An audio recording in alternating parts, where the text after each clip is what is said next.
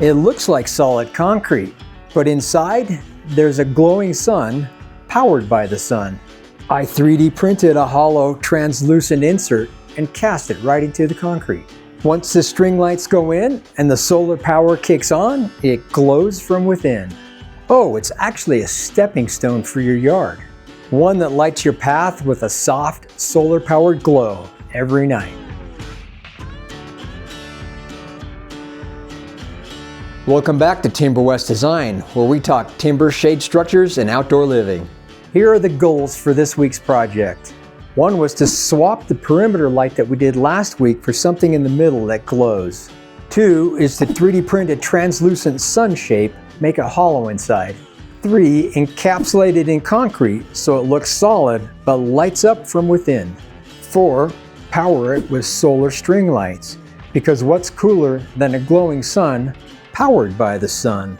5, make it durable, waterproof, and enchantingly magical. Something that can guide your lost pebble wink home. Here are the supplies you're going to need for this project. Some Cementol cement mix, a drill to mix it, a scale to weigh it out, mold to make the concrete, mold release. After that, you'll need some spot putty, some sandpaper. You're going to need some primer, then a base coat color, then the top coat spray if you're going to do this stone look spray, and then you'll need some PETG filament. PETG does well outside, and then you need a light source. This is the PETG plastic insert. It's going to be hollow on the bottom like this. I made the wall thickness 5 millimeters thick. And then inside of that goes this little light holder, so the lights will string through these pegs. That'll get inserted into the hollow part, and we'll send these off to the printer. I love watching my digital ideas come to life with the 3D printer. We're just about done. We can start putting this together. Since we're reusing the molds from last week's project, we don't have to print them again, but we do need to put mold release on them again. So take our canola oil, spray it, especially in this tough spot here. It's kind of hard to reach. We get our foam brush and just make sure all the areas, all the surfaces are covered well. I'll do that to all the parts and we'll bolt them together. Just got the last few nuts to put on here. Tighten them up, just snug them up, nothing super tight, just snug, and we should be ready to go. So for this week's project, I have this PETG translucent 3D printed part. So the part is centered in here. We need to clamp it down, so I'm going to put these spacer pieces on here. Put 2x2 on 2 sides. We'll take a clamp and pinch that on there. Okay, so it's a little tricky. I have this a little higher because I want to make sure it really pushes down well. So that's the purpose of the spacer piece in here. When I did some test clamping before, it wasn't quite pushing enough, so I wanted a bit extra on there, and that's why we're doing it this way. Okay, I think we've got everything ready to go. It's looking good. I think that's good and snug down there. I just don't want any concrete seeping underneath this piece, and I think we're going to be just fine. So let's start mixing concrete and get this thing poured.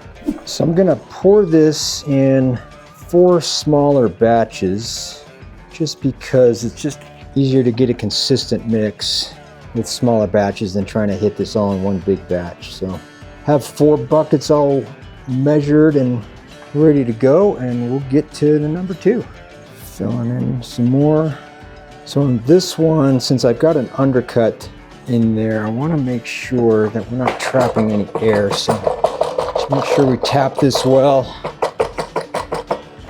Make sure it's a good pour. Okay, I think we're good off to batch number 3.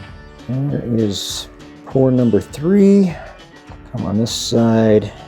No, it's getting there. We might not need a full 4th pour. We'll see how it goes. Okay.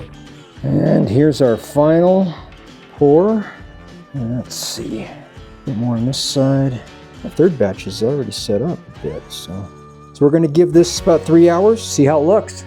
A quick reminder, at Timber West Design, we custom build timber pergolas and pavilions, and we ship them anywhere in the continental US. These aren't prefabbed kits. Every structure is made to order and designed to match your space. Head over to timberwestdesign.com where you can set up a free consultation with me to design your ultimate outdoor space. I just took the clamps off, these support boards, and as I was doing this, there's a problem potentially here. We got some cracks. So I'm checking the temperature, about 113, 116, 115. So under 120 we can pull. We might be redoing this. Let's see how it looks. Here's the last bolt. Pull that one off. Okay, now we just take a screwdriver and just kind of pop this out. Pull this one. Pull this one. And one more. Okay, well, maybe that crack wasn't all the way through. We're going to let this cool off and dry out, and then we'll start sanding parting lines. Got a little bit of bleed over. I'll probably chip that off very carefully. So I just want to kind of clean this up. Just kind of take my time, go through it, make sure I got everything that's seeped underneath is chipped off. We've given this a few days to dry out. It's looking really good. I want to address the cracks that we had on the bottom. So I'm going to flip this upside down. We're going to take some CA glue and I just want to put some, I want to help this. Hopefully this helps. Maybe not spread as much, but we'll CA it and then we'll kick it with the accelerator. And now we are ready to start sanding this thing. So flip it back. So I have a block. I'm going to be very careful not to scratch my translucent PETG.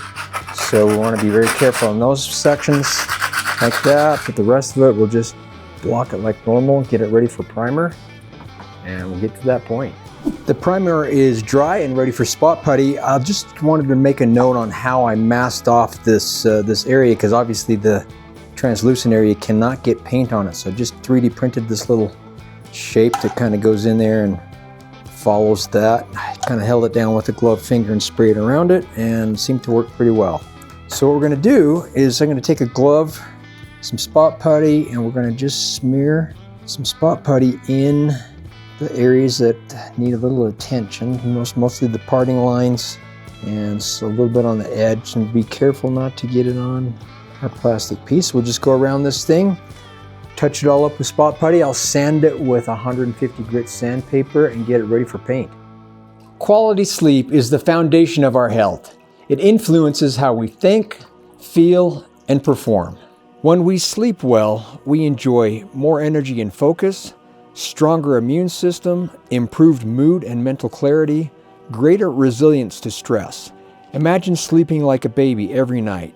Think what your life would be like if you could sleep deeper, stay asleep longer, and wake up feeling fully refreshed and rejuvenated every day. With Newcom's proven sleep protocol, you can enjoy the best sleep of your life with ease. The paint job is done, and I love this textured paint. It turns out good every time. So our next step, we need to light this translucent area. So I have this string light, and it's going to be powered by an LED. It can be done remotely, which we'll show that in a little bit. But the next step, I have printed this little apparatus that's going to hold the lights in position. So I'm just going to go like this and wrap around and just keep going until we use up the whole strand. Rather than bore you with every last inch of this being put on there, I'll see you when it's done. I've got the wire just kind of randomly wrapped around these posts that I put in here. We'll see how it looks. At the end, I want to secure this so it doesn't fall off. So I'm just going to do a little dab of hot glue here just to kind of keep that in position. And we'll let that cool off, and then we'll install it. Let's flip this thing over and see how we can install it. So I'm going to put a towel down here to kind of protect the surface a little bit, or upside down here.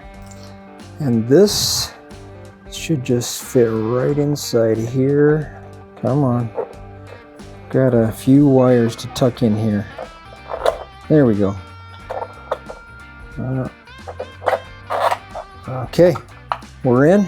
What I'm going to do is I'm going to just tack Just a couple of dabs in a few spots of this insert so it doesn't want to fall out. But I can also pop it out if I need to access this thing. So we'll let that cool off, flip it over, and turn on the lights. This solar panel has a light sensor in it, so when it gets dark, it'll automatically turn on. It's kind of cool, so you don't have to mess with turning on switches by yourself. I'm going to turn the studio lights off, and let's see how this looks. So we turn that off. If I hide this, it thinks it's dark, and there is the light. Kind of cool. It has some different modes you can play with. You can kind of set it to what you like. I think this turned out really cool. So our next step is put it out in the pathway tonight in the dark and get some cool night shots. Here's some lessons learned that we could do for future projects that are similar to this. One is I got cracking in here. It got really hot. It's very thick, and you have shrink dissimilarities between the two materials here. So a couple things you could do. You could do smaller batches and let each layer cure out and exotherm before you do the next layer. That could mitigate some of the mass heat. Another would be, I'll probably try doing a different mix material. Rapid Set makes a mortar mix. It exotherms at a lower temperature and actually has more work time, so we could try that. Another would be you could put some reinforcement in here, some fiberglass mesh, some small rebar kind of material. There's a product that Rapid Set makes that retards the cure and slows it down, and that would keep the exotherm down. So any of those we could try next time, but overall, very, very pleased. So this is my glowing sun, powered by the sun, cast in concrete, lit from within, and fun enough to make that makes me want to make some more. I have another variation in mind you might see in the next couple of weeks. If you like this design, or you'd like something similar, I do take on custom projects, whether it's lighting, water features, or something completely unique. I like creating one-of-a-kind pieces that turn heads and are showstoppers. You can head over to my website if you want to get some new ideas. You can grab some digital files or reach out and let me know what your project ideas are. And if you came for the Pebble Wink, that's okay too. Thanks for watching. You can like, share, and subscribe. And I'll see you next time for some more fun projects and maybe some garden features, some lights. Who knows what's coming up next.